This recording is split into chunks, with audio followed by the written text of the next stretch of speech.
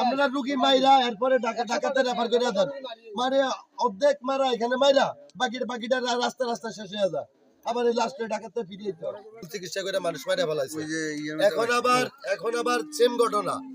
আমার কথা হলো একটা উপজেলার মধ্যে একটা মানুষ যায় সেবার জন্য, সুবিধার জন্য, কিন্তু এখানে আমরা সেবার বদল কি পাই?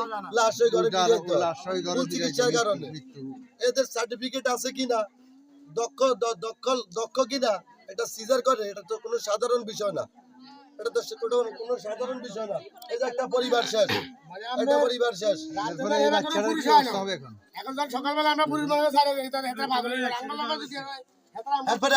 তারপরে আপনারা ঢাকা থেকে যখন আবার ওইখানে আসছেন আর এরপরে কি কইছে আপনারা করে?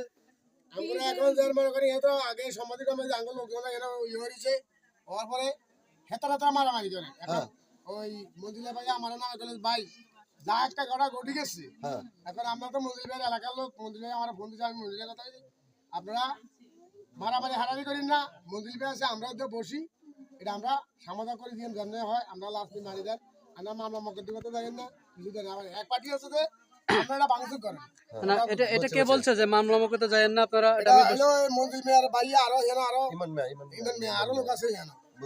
মানে ওনারা বলছে যেটা হয়ে গেছে আপনারা নি মাটি দেন, এটা আমরা সমাধান করব। আমরা সমাধান করি, বসে টাকা আমরা ভালো হয়, আমরা সমাধান করে দিই। এরকম কয় ফ্যামিলি সমাধান করব, এরকম কয় ফ্যামিলি সমাধান করব, কিন্তু কয় ফ্যামিলি সমাধান করব। এরা মারামারি করে বার করে, তো এটা কি এরকম হয়?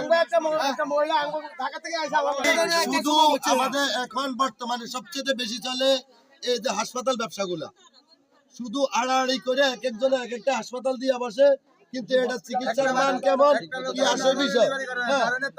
কিছু একটা হলে ঢাকা নিয়ে যেতে হয়, আপনারা রুগী মাইরা এরপরে ঢাকাতে রেফার করে দেন, মানে অর্ধেক মারা এখানে মাইরা বাকিটা রাস্তা রাস্তা শেষ হয়ে যায়, আবার এই লাস্টে ঢাকাতে ফিরিয়ে দিতে হয়।